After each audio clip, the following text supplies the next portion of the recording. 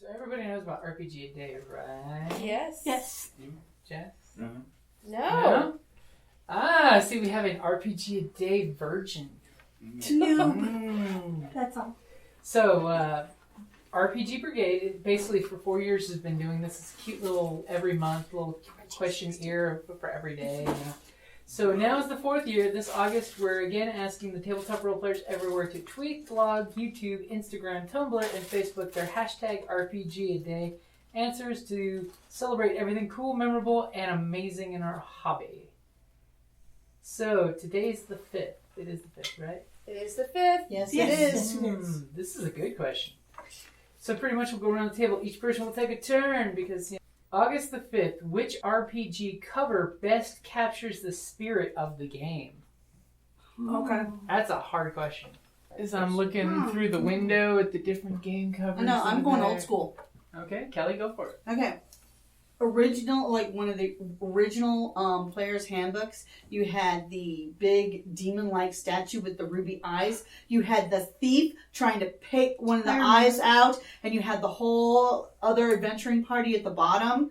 Yeah, no, I think that one is almost quintessential a D&D player's party. handbook. Yeah, I From would the have to old agree. school player's handbook. That's a good one. Yeah, I would agree because not only because it showed the party, you know, not just like some really cool monster, or it showed you doing something as a party, you know. So which is like totally an RPG, you know, because you basically work together. It's you don't solo. Not unless you're a schmuck. But yeah, I would agree. I still remember that cover. Yeah. I mean, I know that it's not as, Yeah. you know, dynamic as some of the newer paintings and stuff. Yeah, When But they reprint I them. liked it. Oh my god, yeah. Yeah, it wasn't a great picture, like artist-wise, But I it was thought. a great cover. But it was a great cover because it said exactly. I actually It liked gave you the feeling of what it was actually going to be. And when you were a kid at the time, it was like, oh man, it's so cool. Plus, there's like kind of a tradition of terrible art in D&D. Yeah.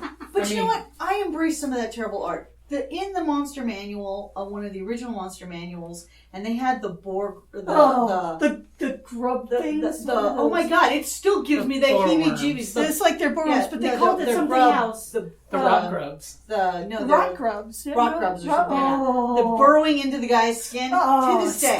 still, and it's a very simplistic drawing, but it still gives me the freaking heebie-jeebies. Just hearing about it is having It was. an effect. I agree. It was the eyes of the guy, just terror on his face as you see it burrowing. I Oh can see god, it now. it was gross. Ugh. But the owlbear was pretty bad in that book. Yeah, it was. I much prefer It has this. this huge beak. But, you know, the fantasy artwork, you get what you can get. You know, most of us fantasy gamers aren't the best artists. Well, and to think about it, there wasn't that much a big tradition of it back then. We're talking old school. Yeah, because cover art was basically van art. So which one of you gentlemen would like to go next? I'm going to have to go with the 5th edition Dungeon Master Guide. Oh, Where you have with the undead. with the creepy lich in the cover. Yes. But in some ways that represents this like, oh wait, I have to look something up. Alright, Or- well just... It's a lich. We're gonna die. We have the example right here. And if you look, the lich is draining the life and killing the player beneath him with his evil spell, like the dungeon master's killing players. See? Or like how if you... Yes, but that cures on to the back. Yes. That is what's nice about the newer ones, is that the image often carries on to the back. It's like a continuing piece. Yeah, which it is cool with the work they put into the new covers. Mm-hmm. But yes, it is a creepy lich. Well, you can also... But I hate to say it, but it is possible to drain the life out of the game with...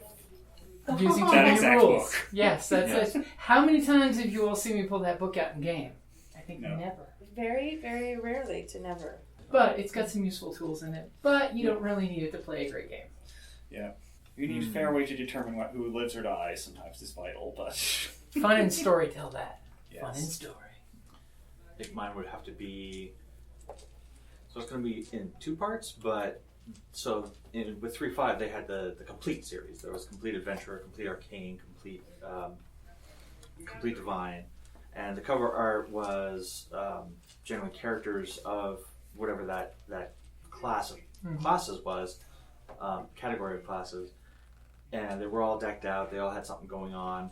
But I think the epitome of it was the Complete Adventurer cover, because everybody knows who played 3.5 that keeping track of gear was one of the things you had to do, and the 3.5 the rogue on the front of the 3.5 Complete Adventurer was so decked out, you're pretty sure that his leather armor pockets had pockets had pockets.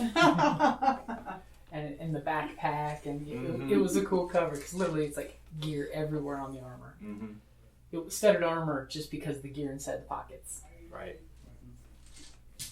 So I think I'm going to go with White Wolf, just because with the original World of Darkness, the original Vampire, and the original Werewolf, the art and the way the cover design is really embodies the spirit of that world. It's like almost too gothy for goth. Okay. And then if you guys remember, like the cover for Werewolf, where it's like the cover has the claw marks, and it's got a great feel to it. So that's where I'm gonna go.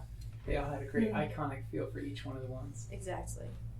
And it was so, at the time, the young people will not remember this, but at the time it was really groundbreaking, because instead of just having like image of creatures or characters or classes from the game, White Wolf books were trying to like represent the feel of the game, sort of the ethos, and I think they really captured that.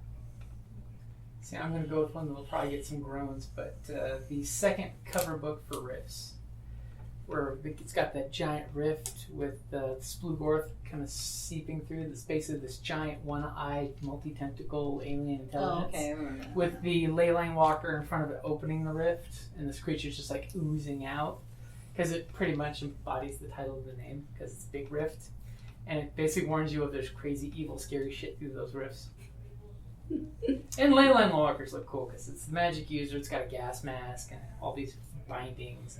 Really, really Wastelanderish before Wastelander was a thing. Cool. And it's cool to be ahead of a trend. Like, you know, they had Techno Wizards just about when steampunk was becoming a thing. You know, magic guys who wear cool goggles and you wear bomber jackets. It's like Diesel Punk meets steampunk. Cool. So I would go with the Rift cover. And remember, hashtag RPGaDay 2017. There's all kinds of crazy videos and Twitters and blogs and stuff going around right now. I know I've tweeted at least one answer on my Twitter account. Yay. And I know our friends Don and Ron are doing theirs. Ron's actually back to doing YouTube videos for RPGaDay 2017 this year. Right on. Which is cool, because he's got a lot of insider tracking to gaming. Alright guys, thank you for listening to RPGaDay August 5th. Woohoo! Hi, this is Kelly, aka Trixie from Ragnarok and Roll, a Scion to Ragnarok story, and Tilda Wimblewick from D&D Journey of the 5th Edition. First off, I would just like to say thank you to everyone for listening to our varied adventures, as well as for rating us on iTunes and RPGpodcast.com. If you haven't rated us yet, we would greatly appreciate it if you could. And if you're looking for more ways to support our efforts, we are now on Patreon, a great site where you can help us continue making more podcasts, as well as some special surprises for our patrons.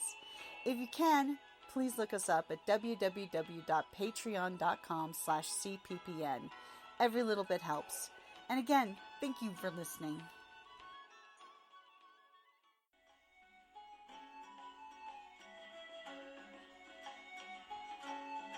Thank you for listening to the Creative Play and Podcast Network. And feel free to enjoy our other shows, such as D&D Journey of the 5th Edition and Scion Ragnarok and Roll, a Scion hero to Ragnarok story. Thank you for listening.